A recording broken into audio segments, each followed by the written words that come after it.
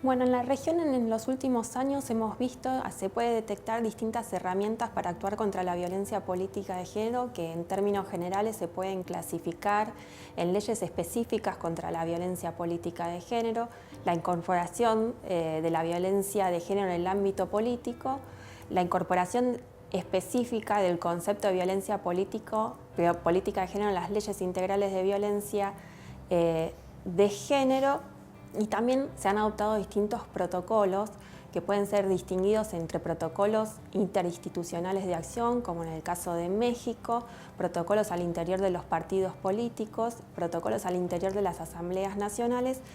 que todos estos se enmarcan ya en las normas preexistentes a nivel nacional e internacional.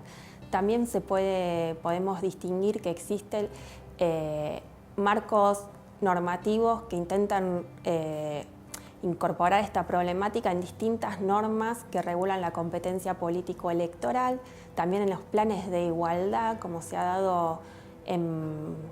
Paraguay, o en los planes contra la violencia de género, como en el caso de Perú. O sea, estas estrategias en algunos casos ya han sido adoptadas y en otros países están en proceso de discusión. Al momento el único país que tiene una ley específica contra la violencia política de género es Bolivia, pero hay otros países que también están discutiendo leyes similares que distinguen también el acoso y violencia política de género, tal como Costa Rica y Honduras. Y de los protocolos, además de la experiencia de México, hay que destacar, creo yo, el protocolo que se adoptó recientemente en Chile, que especifica sanciones específicas para los diputados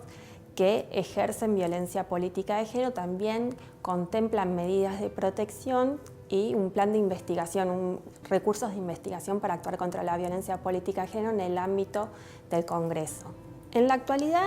existen distintos países que están analizando en las asambleas nacionales iniciativas legislativas que abordan la violencia política de género, pero lo que hemos podido detectar en el desarrollo de esta investigación es que estas iniciativas no tienden a avanzar o están muy atrasadas en el tratamiento legislativo que reciben. Entonces,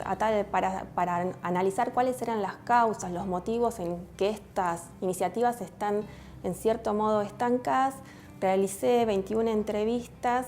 a distintos actores políticos de los países que presentaron estas iniciativas y pudimos detectar a través de esta investigación que existen distintos obstáculos para avanzar en el tratamiento de estos proyectos contra la violencia política de género, que lo podemos clasificar en tres tipos de obstáculos. Obstáculos que se dan al interior de la Asamblea Nacional, que están vinculados por esta desigualdad que existe en términos de género en el ejercicio del poder político. Hemos visto que uno de los aspectos que obstruye es la disciplina partidaria. Muchas mujeres que han sido entrevistadas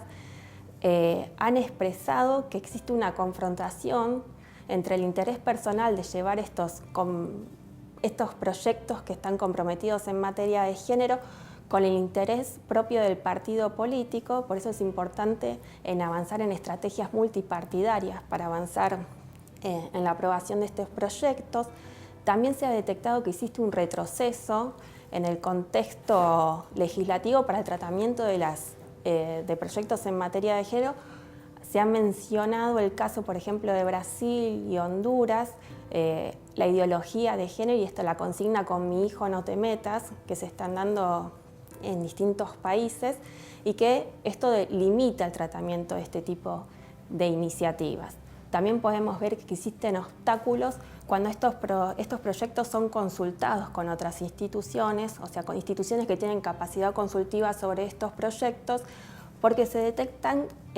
aspectos formales que no se condicen con normas preexistentes, ¿sí? Entonces falta una articulación y un consenso para ver la forma de legislar sobre la violencia política de género. Esto, o sea, en los dos primeros tipos de obstáculos dentro de la Asamblea Nacional y los obstáculos de coordinación con otras instituciones consultadas sobre esta problemática. Y por otro lado, dentro de lo que podríamos mencionar como el diseño del texto legal, vemos que hay una dificultad para definir qué es la violencia política de género. Hay una controversia en definir la variable de género como motor e impulsor de este tipo de actos, sobre todo en contextos donde la política se caracteriza por prácticas de violencia, y en algunas legislaturas, como en Perú, se ha visto la intención de diluir la variable de género del proyecto. Es por eso que uno de los proyectos pasó a cuarto intermedio, y también vemos que las sanciones establecidas en el diseño del texto legal constituyen un obstáculo también para su aprobación, específicamente las sanciones de tipo penal. En principio, porque los líderes políticos, que son quienes ejercen principalmente este tipo de práctica de violencia de género hacia las mujeres en política, no quieren adoptar una norma que sería contraria a las prácticas que ellos mismos ejercen, y además las sanciones de tipo penal,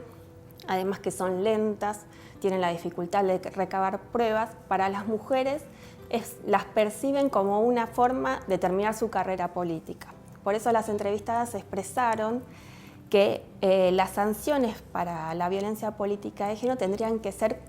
relacionarse con el día a día de las mujeres en la política, porque la violencia política de género las afectan en su cotidianidad, sobre todo en los procesos electorales, y que esperar un proceso penal no se condice con la dinámica política y la lentitud de ese proceso.